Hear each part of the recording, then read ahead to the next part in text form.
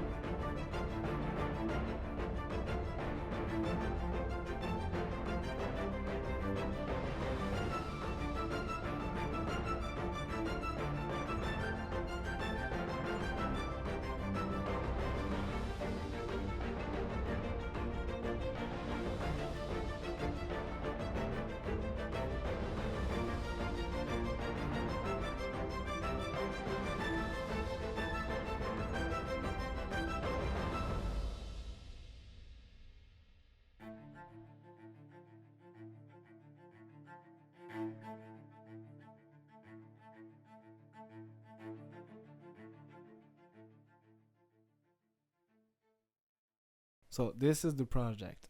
This project was very fun to make. I did all by myself. It was done using Cinema 4D, X Particles, and Octane Render. There was a lot of things to have in mind with that project.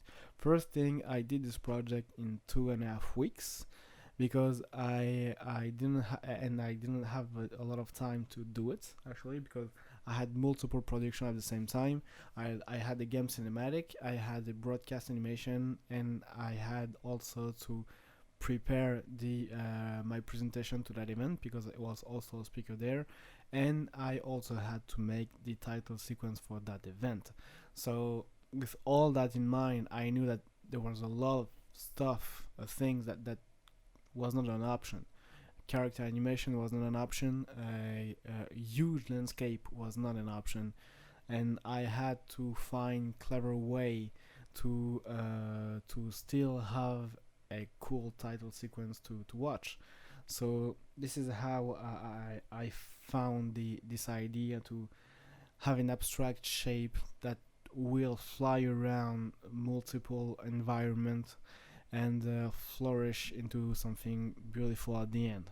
So right now we're going to break down some of the effects and starting with this liquid shape. So let's start with that. So for this setup, I'm going to start with a simple sphere. Shift C, sphere. I'm going to decrease the radius to 20 and the segmentation to 3. Okay, now I'm going to need some deformation on the sphere. So I'm going to use the random effector. Shift C, random. I'm going to put that as a child of the sphere. Going to the deformer tab and change the deformation to point. Next, I'm going to change the position value to 30, 30, 30. And lastly, I'm going to the effector tab, change the random mode to noise, and I'm going to just hit play. Let's see what we have, and this is enough. Okay, now I'm going to need some animation in the position. All right, I'm not going to do that by hand, so I'm going to use just a tag to do that. So I'm going to select the sphere, Shift C. Let's select the vibrate tag. I'm going to enable the position, put 200 in every axis. So 200, Shift C, there and there. So that's good. And I'm going also to decrease the frequency to 1, not 11, 1. And now that's enough. Okay, that's okay. So now I can go to the next step. Now I'm going to need to have some spline drawn by the vertices of our sphere. All right. So let's select the sphere, Shift C, and I'm going to use the tracer object. So now we have spline being emitted from the vertices of the sphere. The problem here is it's traced without stopping, right? So we're going to use the limits of the tracer object to make it end at some point. So I'm going to select limits, and I'm going to select from end. And the amount, I'm going to change that to 20. Okay, so now we have some smooth animation right now. I'm going to hide the sphere. I don't need that anymore, for now at least. And now I'm going to need some polygons around the spline. Okay, so I'm going to use the spline wrap to do that. So I'm going to use just a simple primitive like a capsule. Shift C, capsule. Move that around. I'm going to decrease the radius because it's way too thick to fit into this animation. So let's say 10, and I'm going to use my spline wrap. Shift C, spline wrap. I'm going to change this orientation to make it match as the capsule. Okay, like that is going to have the same direction. So plus Y, I'm going to drag and drop into the capsule. And now I'm going to feed the spline wrap with the tracer and spline here. Now we have this. Okay, it's not very pretty, but we're going to make some change to make it look better. So we're going to first of all increase the height segmentation of the capsule. So let's say 50. So this is better. And now we're going to hit play. And we're going to also increase the value on the cap segmentation. Let's say 10. So that's enough. Next, I'm going to taper our shape. Okay, there's a small option in the spline wrap. We can do that, and it's this size. All right, so I'm going to select this little point right here and put it down. Okay, like that we have a nice tail, okay, to our object. Now we have something more interesting in the animation. Okay, I can hide my spline wrap deformer, and now this is the first step of our animation. Okay, now we're going to need a secondary animation to our setup. Okay, because you don't really want to stop at the first animation or the first setup. You always want to have more complexity to our animation. So usually you had a secondary animation to add more motion to that. So in my case, I'm going to just add some little kind of droplets who's going to follow our animation, right? So to do that is very, very simple. We're going to use again a simple sphere, decrease his radius to, let's say, 5. I'm going to use a cloner. Okay, I'm going to change the cloner mode to object, and I'm going to feed the object bar with the tracer. Right, so now we have this. So this is interesting, but kind of boring right now. Okay, so we're going to add animation to all those spheres, and for doing that we're going to use a little bit of dynamics, but not really complex setup. I'm going to select the cloner, Shift C. I'm going to use the rigid body tag, and if I play, everything is going to just fall down, so it's normal. So what we can do is to go to the first tab right here, and we're going to increase the follow position. Okay, so let's say 10. And what follow position is going to do is to force the sphere to stay as close as possible of the tracer. Okay, so now we can see that our sphere really try to stay close of the tracer object. Okay, so now we're going to just change the scale of the sphere, because I don't really like those uniform sphere. So let's say Shift C, random effector, like that's going to affect the size. I'm going to disable position, enable scale. I'm going to check uniform scale to have just one value to change. I'm going to put 1, and now we have some difference into the scale. So this is better for me, right? Okay, now what you always want to do with dynamics animation is always to cache your animation to avoid the fact that it will always process every time you're going to watch your animation. Okay, you always want to cache your animation and just to have this animation recorded, right? I'm going to select the rigid body tag, going to cache, and let's hit include collision data and bake all. Now our animation is our sphere animation is baked, right? And now we're going to jump into the next phase of our setup, and it's where the kind of magic happen. All right, so we're going to use the volume feature of cinema right now. It's one of the best feature I use. I really love this feature. So I'm going to use the volume builder. I'm going to drag the cloner and the capsule into the volume builder, and now we can see a big mush of bright square, and those are 3D pixel, so pixel in 3D space. Okay, and the thing is, it's not well defined right now, but you have to put some value to that, and we're going to decrease the voxel size. I'm sorry. So if you decrease the voxel size, you're going to have a more defined shape.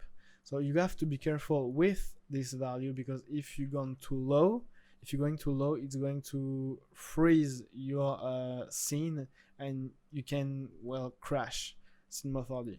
So I'm going to decrease that slowly. So let's say 5, 2, 1, and 0.9 should be enough. 0.9. Okay, so that's good for me. Now that we have defined our volume builder, you have to put some mesh, some polygons around that. So I'm going to use the volume mesher, drop that into the volume mesher, and now we have actual polygons. Okay, so it still have our animation. It's kind of slow right now because we're going to have to cache our volume now, but you're going to see it's very, very quick. But we still can alter the shape of our object. The thing I might twist is this value. Maybe I went too low, so let's say 1. Yeah, this value is better for me. Let's even 2. Yeah, 2 is good. 2 is enough, right? It's lighter this way. And I'm going to use a one of my favorite deformer is the smoothing deformer, right? So this tool, I'm going to use that and drag that on as a child of the volume measure. Now we're going to see immediate change on the shape of the object, right? So you can see the difference. And if I increase the iteration value, we're going to see a very organic shape. Okay, so now it's very, very, I don't know what sort of like. Okay, so this is mainly the setup I use. And the last thing I'm going to show you, okay, I'm going to show you how to make a path. Okay, how to make this shape follow the path you want, any path you want to create. So let's say this helix here is our path. I'm going to just change the height of the helix. So let's say that. I'm going to decrease the size, and now we're going to make that shape follow that path. So I'm going to select this sphere, which is our main emitter for the whole rig. I'm going to select the sphere, Shift C, and I'm going to use a align to spline path, to align to spline tag. I'm sorry. So now I'm going to use the helix as the spline path. I'm going to make a quick animation. So I'm going to animate the position value. So I'm going to frame 0. I'm going now to frame 100. Put that to 100%. And now if I play, I have this. The only thing I have to update is the cache from the cloner. Okay, so you can see it doesn't really follow our animation. So I'm going to frame 0, select the cloner dynamic tag, and redo bake. Okay, now we have our cloner cached. Okay, so now we have the right animation, and we can see our setup follow correctly our path. Okay, and the last thing I'm going to show you is how to bake now the volume builder and volume measure, because you all also have to bake this volume data, because it's a lot to process every frame. And it will be quicker to process in the scene, quicker to preview, and quicker to render. Okay, so just select the volume builder, and we're going to use this grain film. Okay, just click there, check animation, and we're going just to select from where to where you're going to bake. You're going to cache this volume. So in my case, it's 0 to 150. Let's hit cache. Okay, and now we can see our animation much faster. Okay, it's better to watch, it's easier to preview, and yeah, so this is mainly the setup I use. Okay, the last thing I'm going to show you is to how to make the final exports. So how to make an alembic out of that. So you just have to select the volume measure, right click, and to use the bake as alembic. Sorry, there. So now we have our alembic exported, and this is our animation. Okay, it's faster, it's very light in your scene, and you can just make some change to your setup and just update the alembic, and it will be enough. Okay, so thank you, and let's see our next effect.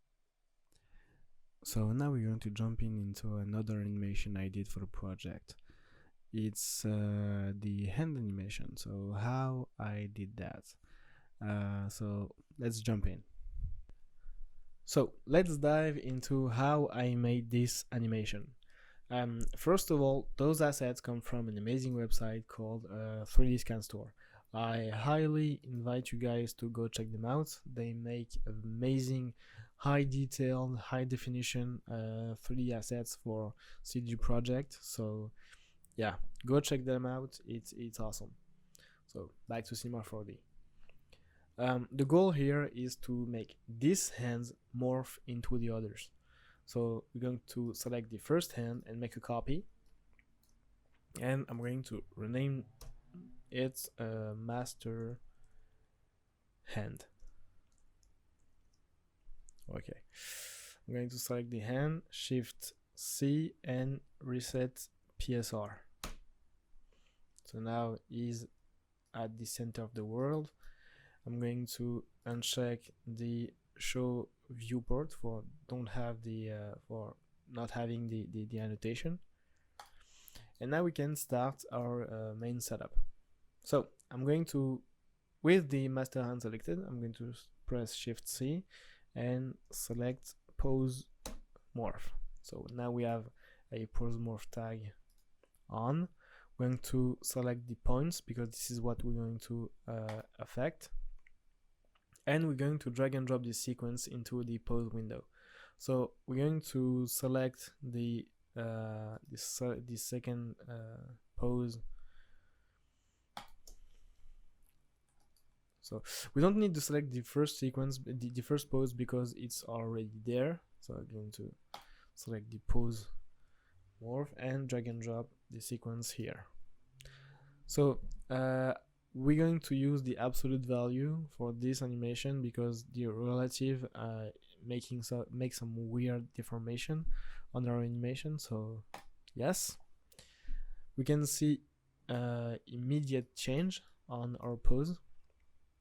We can go to animate, and now we can play with the sliders, and you can see that it works.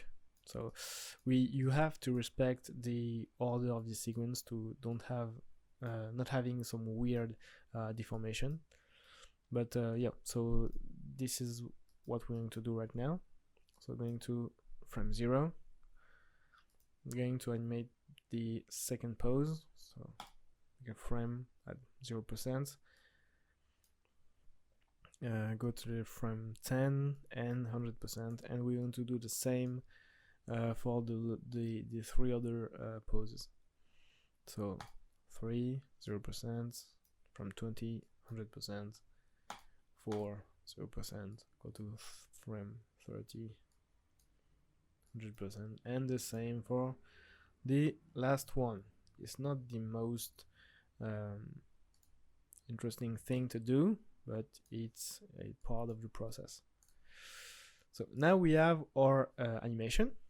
Okay, it's kind of jerky right now, so it's not good at all, but we're going to make some tweaks and change to make it better. So we're going to select all our animation. Okay, right click, animation, show F curve, and we're going to make some change here. First of all, we don't need ease and ease on all of our curves. So I'm going to press the L key to make it linear, and I'm going also to overlap the animation to have a more natural look and feel. Okay, so that's enough. Okay, now that's better. Next step, I'm going to use a deformer to add some smoothness to the animation and make it maybe more organic, more natural. So we're going to select the master hand, Shift C, and we're going to call a deformer called the jiggle deformer. I'm going to make it as a child of the master hand, and we can see immediate change. Now we have kind of a bounce on the animation, so that's good, but it's maybe too strong and it lacks more natural motion. So we're going to check that out. I don't really need to affect a lot of things into the jiggle deformer. The main thing I'm going to use is the iteration. I'm going to decrease this value to 2. Now we have kind of a smoother animation. You have a smooth transition between all the poses, and you can also I might affect the drag a little bit, so I'm going to maybe put 25. Yeah, so that's enough for me, and this is the main setup. Actually, there's not a lot more to this. You can always make some tweaks here and there to make it better, but this is the main setup. And last thing, I don't need all those objects to make my final animation. I don't use everything, and you have to keep that in mind, that if you delete one poses, it does not work anymore. So you have to be careful with what you are doing in the scene.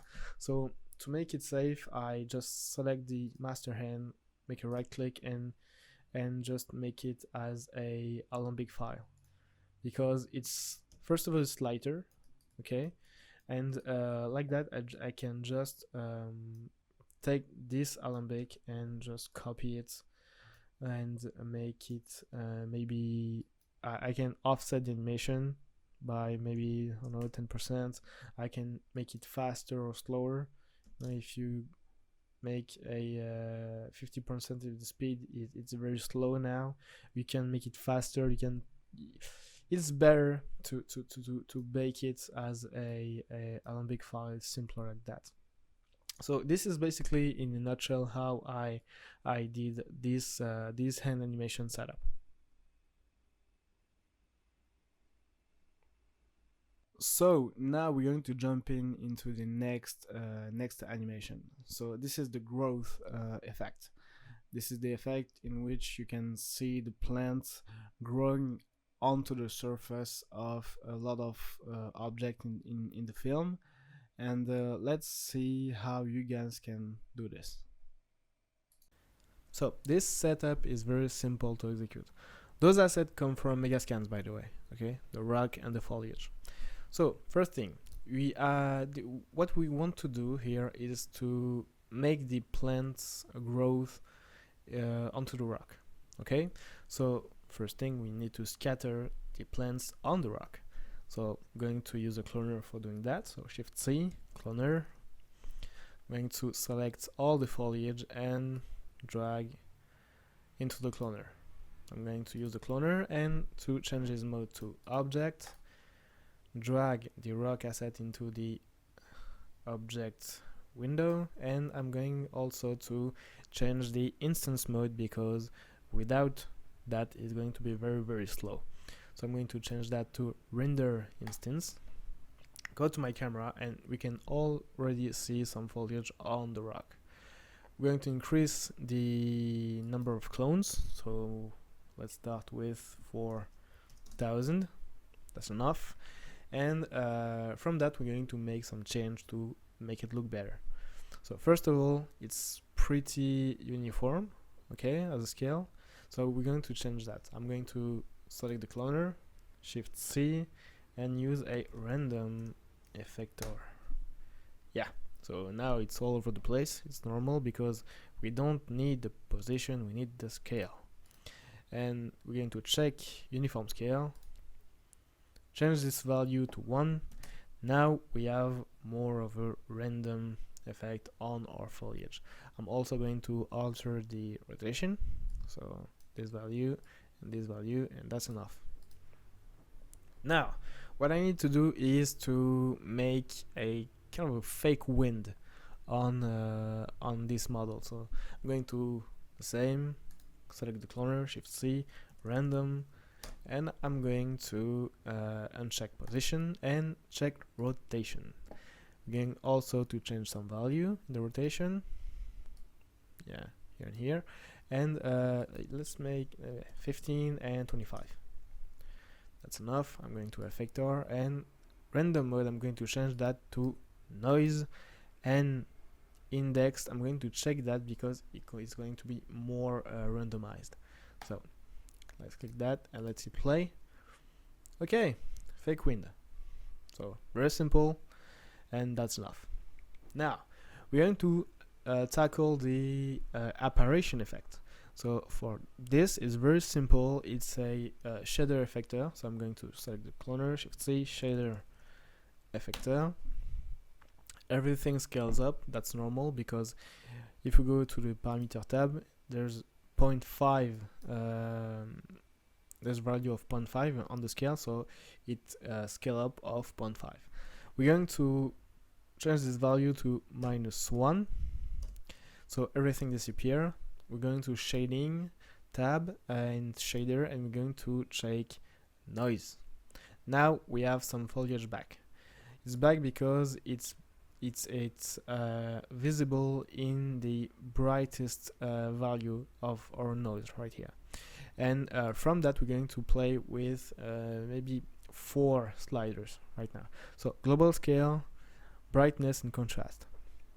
That's it. It's the only sliders that I touch for making my animation.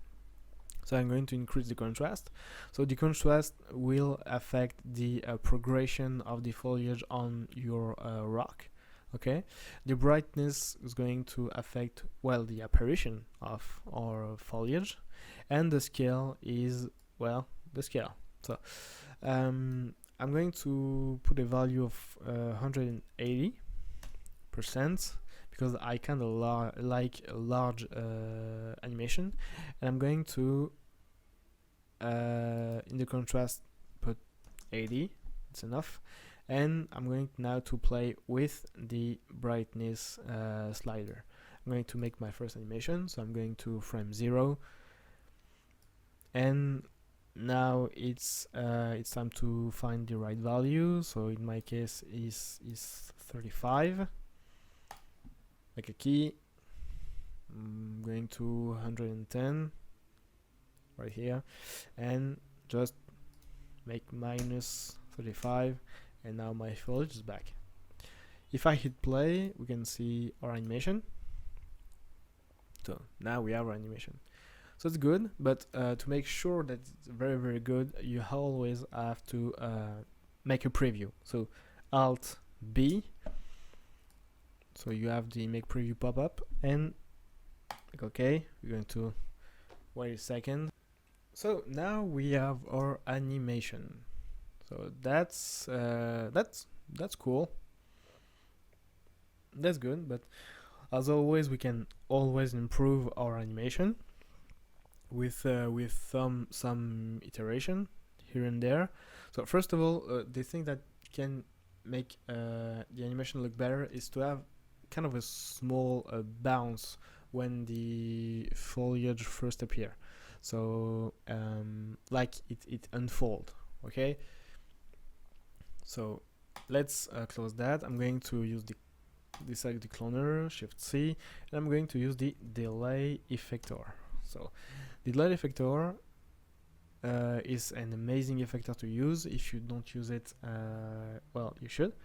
I'm going to change the mode to spring and to increase the strength to 65. So now what's going to do is to add a bounce to our animation now. Okay, so now it have a very quick bounce, and that's enough. And the last thing I'm going to do right now is to add another last delay effector for just smooth the entire animation right now. So I'm going to press Shift C, delay, make another, and I'm going to left that to blend, increase that value to 60%, and now we can make a preview of our animation and see what's what. Okay, so now what we have already, so that's better for me.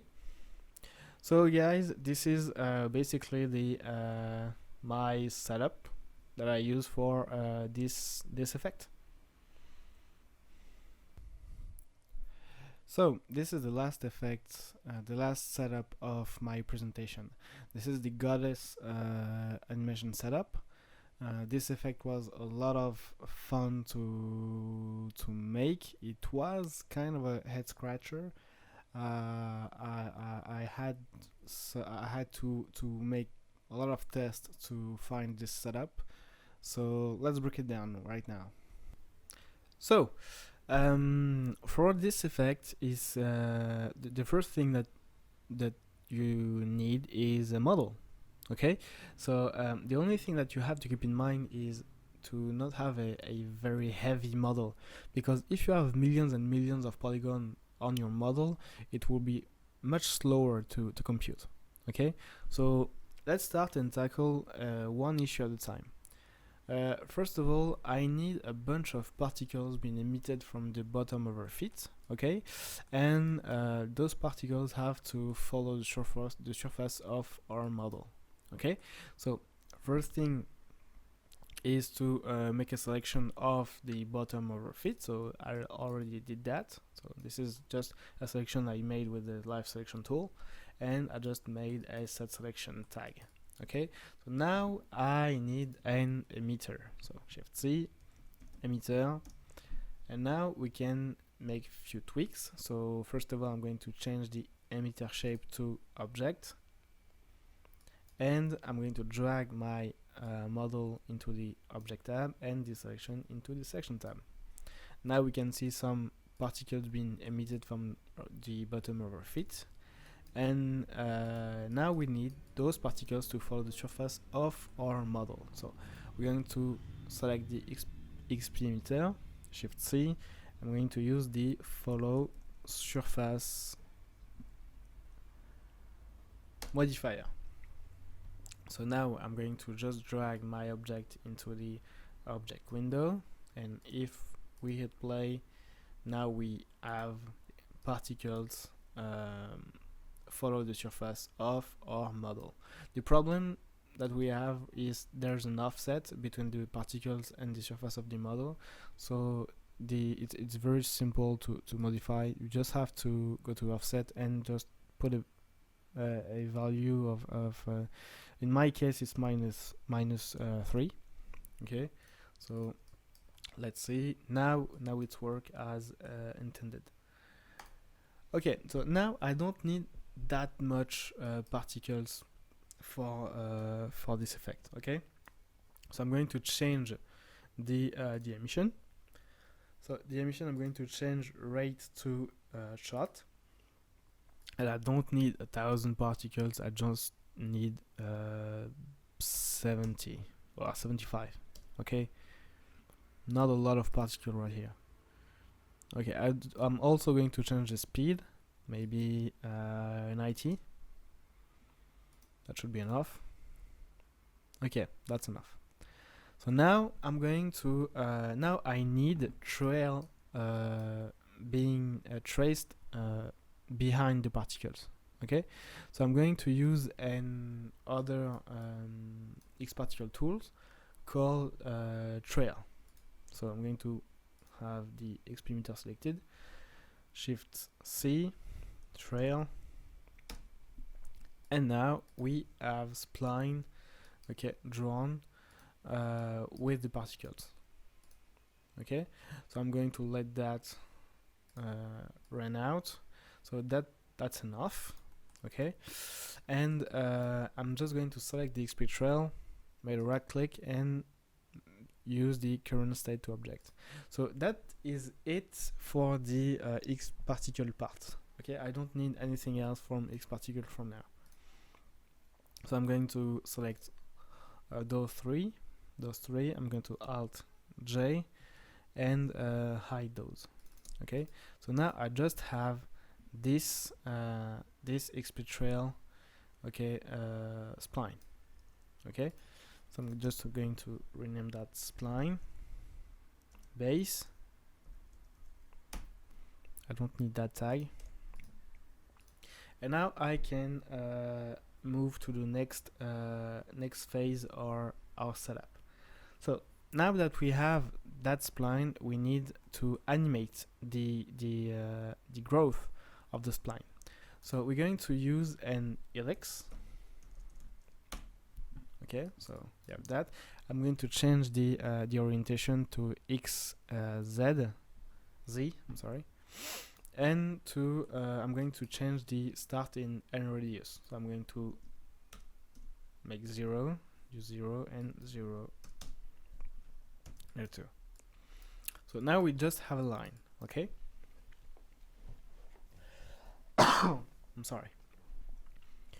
Now I'm going to use a deformer, a Cinema 4D deformer called the spline wrap. Okay, so Shift C, spline wrap. I'm also going to change the orientation of this of the spline wrap to +Y, and now we don't really see the helix, so we're going to just make a color. So in basic, I'm going to change that to on. It's going to be white, like that we can see what we are doing. So I'm going to select the spline wrap, make it as a child of the helix. I'm going to feed the spline wrap with the spline base. Okay, so select the spline wrap. I'm going to drag and drop that into the spline. Okay, and now if I hide the spline base right here, this is the helix.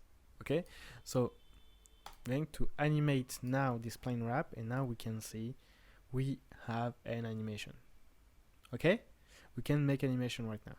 So I'm going to make animation. So I'm going to frame 0, and I'm going to make 0 into this value. I'm going to the frame 90 and make it to, I don't need to go to all the way to 100%, just something that visually is pleasing to me. So 90. So now I have my animation. So I have this spline animation, and now what I can do is put a mesh around that. Okay, so the easiest way to make meshes with that kind of setup is to use the volume builder and the volume tools into Cinema 4D. So I'm going to use that. So I'm going to use the volume builder. I'm going to make the helix a child of the volume builder, and now we have a bunch of mushy voxels. Okay, so this is what is going to this is the tool we're going to use to make it pretty. Okay, so now we're going just to decrease some value. right? So this is a big mush of white white bright squares. So let's clean that out. We're going to decrease the voxel size to 1, okay, and we're also going to decrease the radius size to 1 also. So now we have something very weird, like, I don't know, I don't want to describe that, it's gross. So I'm going to just increase the density value to 1, okay, even 2, just to make sure it works fine. So now we can see something interesting, okay. We can even go lower than that, okay, so maybe 0.7, and the same in the radius. Yeah, so that's good for me. So now we need to make that into a mesh, okay, because we cannot use that and render that, so we need to use the volume mesher, okay. So I'm going to take the volume builder, put it into the volume mesher, and now we have something interesting, okay. We have this like organic thing, okay, that is still animated, so you can see the animation, right? And what I like about this setup, it's fairly light, okay, it's not very heavy. I can still play back my animation, not very in real time, but you know, it's enough, okay. And if I made just one change into the LX, I made let's say maybe 2 into the start radius, it will change the style of my animation, okay. If I hide just the pose, so this is by default, okay, and if I change this value to 3, you can see it really changes style of our animation and of render, okay. So the last thing we can do to make it really interesting is to use a deformer. I really like to use the smoothing deformer, okay. So let's see what it will do. So Shift C, smoothing deformer. I'm going to make it child of the volume mesher, and now we have that kind of shape. It's very organic, very Venom-like, you know, and it still have our animation, okay. Yeah, I really like this effect. To make it more real time, more light, okay, I will have to make a cache, okay. I always cache everything into my work, and this is what we're going to do right now. So I'm going to click on the little green film right here, and I'm going to click on animation, and I'm going to define from where to where I'm going to cache my animation. So in my case, it's about, let's say, 100 frame is enough. 100 frame, and make a cache. Cache your animation is always a good way to work faster, because you don't have to work with a very slow scene, and it's faster to export, and it's faster to preview, okay. So now I have that, and now you can see it's faster, okay. It doesn't have to compute all the time. So this is basically what my setup look like, okay. Then just a quick side note, I could have used the SDF smooth, and there's a lot of tool to smooth out our mesh to maybe have the same result, but at the time I didn't had this version of Cinema 4D that didn't have that much smoothing tools, and I just like the fact that I can just copy paste this deformer to have the same results, and it's quick. You don't need to make cache, to make it go faster. It's very fast to iterate. Okay, if I want something even thinner, I can increase this value to 50 and have another result. So it's very a good tools to use. Okay, so that's it for me for this effect, guys. Thank you. So thank you. This was my presentation. Thank you, guys, and really hope that you enjoyed that. I hope that you learned one thing or two. And if you enjoyed the presentation, you can always follow me on Instagram, Vimeo, and Behance. I would like to thank Maxon for allowing me to present. Thank you very much, guys. And huge shout out to Matthias for helping me do this presentation. So thank you, man. You're the best. And yeah, we're going to have a quick Q&A right now. So hit me up with your question. I will try to do my best to answer them. And see you in the next one. So peace, salut, à la prochaine, au revoir. Et bye bye.